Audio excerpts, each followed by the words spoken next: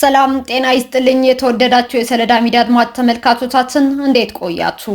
ለዕለቱ መራርጠን ወደ እናንተ ለማድረስ ያዘጋጀናቸው አዳዲስ ትኩስና ወቅታዊ መረጃዎችን ይዘን ቀርበናል። መረጃዎቻችን እየተከታተላችሁ እስከ ፕሮግራማችን ፍጻሜ ከኛ ጋር እንድትቆዩ ከወዲሁ በታላቅ አክብሮት ጋብዛለሁኝ።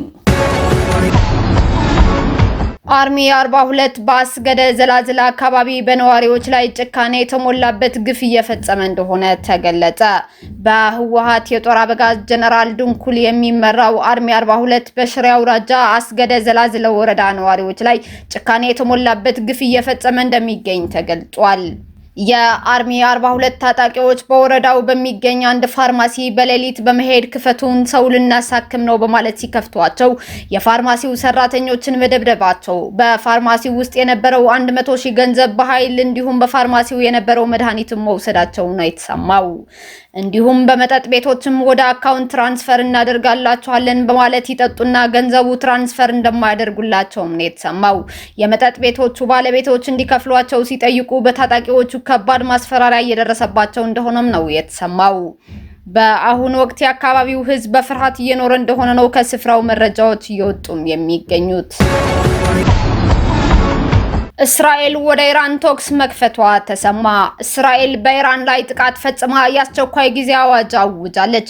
የእስራኤል መከላከያ ሚኒስቴር በኢራን ላይ ቀድሞ የማጥቃት እርምጃ መውሰዱን ሲያስታውቅ በመላ ሀገሪቷ አደጋ ጊዜ ማስጠንቀቂያ ደወል መሰማቱም ተዘግቧል። እስራኤል ጥቃቱን ተከትሎ በመላው ሀገሪቱ የአስቸኳይ ጊዜ አውጃለች። እርምጃው ከኢራን በኩል ሊፈጸም የሚችል ጥቃትን ቀድሞ ለመከላከል የተወሰደ መሆኑን ገልጾ ይህንን ተከትሎ ከኢራን በኩል ያጸፋ የሚሳኤል ጥቃት ሊፈጸም እንደሚችል ማስጠንቅቋል። በተጨማሪም የእስራኤል መከላከያ ኃይል ተደጋጋሚ የተኩስ አቁም ጥሰት በመፈጸሙ በጎረቤት ደቡባዊ ሊባኖስ ውስጥ በሚገኙ የሂዝቦላህ ጥቃት መፈጸሙንም አስታውቋል። የቢቢሲ የኢራን ቋንቋ አገልግሎት ፋርስ ዜና ወኪል በመጥቀስ እንደዘገበው በኢራን ዋና ከተማ ቴህራን ማዕከላዊ ክፍል ውስጥ በርካታ ፍንዳታዎች መሰማታቸውም ተዘግበዋል። የዜና ወኪሉ ቴህራን ውስጥ የሚገኙ ሁለት አካባቢዎች በተለይ ኢላማ መሆናቸውና በተጨማሪም 3 ፍንዳታዎች የሚያሳዩ 3 ፎቶዎችንም አጋርቷል። ይህ በእንዲህ እንዳለ የኢራን መንፈሳዊ መሪ አያቶላ አሊ ካሚኒ ቴህራንን ለቀው ወደ አስተማማኝ ስፍራ ተዘዋውረዋል ተብሏል። ሮይተርስ እንደዘገበው መንፈሳዊ መሪ የተዛወሩት እስራኤል በቴህራን ላይ ድንገተኛ ጥቃት መፈጸሟን ተከትሎ ነው። ጥቃቱ የተፈጸመው በመሪው ቢሮ አካባቢ መሆኑ የተነገረ ሲሆን በከተማዋ በርካታ ፍንዳታዎችም ተሰምቷል። አሁኑኑ ኢራን የአየር ክልሏን የዘጋች ሲሆን እስራኤል ደግሞ የአስቸኳይ ጊዜ ማውጃ ትገኛለች። ይህንን ዜና እየተጠናቀረበት ባለበት ሰዓትም እስራኤል በኢራን ላይ የሰነዘረችው ጥቃት ከአሜሪካ ጋር በጋራ የተቀናጀ መሆኑ ተረጋግጧል። እስራኤል ዛሬ ጠዋት በኢራን ላይ የከፈተችው ወታደራዊ ጥቃት ከአሜሪካ ጋር በቅርብ በመቀናጀት የተፈጸመ መሆኑን ሲኤንኤን፣ ሃሬቴዝ እና ዩኔት ኒውስን ጨምሮ የሁለቱ ሀገራት ታዋቂ መገናኛ ብዙሃን ዘግበዋል። አሜሪካ ከኢራን ጋር ሲያካሂዱት የቆዩት 3 ዙር ድርድሮችን ውጤት አልባ መሆናቸውን ተከትሎ በኢራን አቅራቢያ ወታደራዊ ኃይሏን በማጠናከር ድርድሩ ካልተሳካ እርምጃ እንደምትወስድ ስትዝት መቆየቷ ይታወሳል። ሐሙስ ዕለት በጄኔቫ የተካሄደው ወሳኝ ንግግር ስምምነት ላይ ሳይደረስ ካበቃ ከአንድ ቀን በኋላ ይህ የተቀናጀ ጥቃትም ተፈጽሟል። ይህም በዲፕሎማሲያዊ ጥረቶች ፋንታ ወታደራዊ እርምጃው የበላይነት መያዙን ያሳየ ሲሆን በሁለት አጋር ሀገራት መካከል ያለው ጥብቅ ወታደራዊ ትብብር በቀጠናው ያለው ውጥረት ወደ አዲስ አደገኛ ደረጃ ማሸጋግሮታል። በኮንትሮባንድ ወደ ሀገር ውስጥ የገቡ ሞባይል ስልኮች በቁጥጥር ስር ዋሉ። የአዲስ አበባ ፖሊስ በኮንትሮባንድ ወደ ሀገር ውስጥ የገቡ ሞባይል ስልኮችን ሊያስገቡ የነበሩ ነጂብ መሐመድ እና ፍስሐዬ ምህረቱ የተባሉ ተጠርጣሪዎች የካቲት 17 ቀን 2018 ዓ.ም በአዲስ ከተማ ክፍለ ከተማ ወረዳ 8 ልዩ ቦታው አዲስ አበባ የገበያ ማዕከል አካባቢ በቁጥጥር ስር ማዋሉን ገልጿል። ተጠርጣሪዎቹ ተገቢውን የጉምሩክ ሂደት ያላለፉና በኮንትሮባንድ ወደ ሀገር ውስጥ የገቡ የተለያዩ ሞዴል ያላቸው 958 ተንቀሳቃሽ ስልኮችን ኮድ 346864 አዲስ አበባ የሆነ ሱዙኪ ተሽከርካሪ በመጠቀም ጭነው ሲንቀሳቀሱ በተደረገ ድንገተኛ ፍተሻ በቁጥጥር ስር መዋላቸውን የአዲስ ከተማ ክፍለ ከተማ ፖሊስ መምሪያ አስታውቋል። ፖሊስ በተጠርጣሪዎች ላይ ተጨማሪ ማስረጃዎችን በማሰባሰብ ክስ እንደሚያስመሰርትም ገልጿል።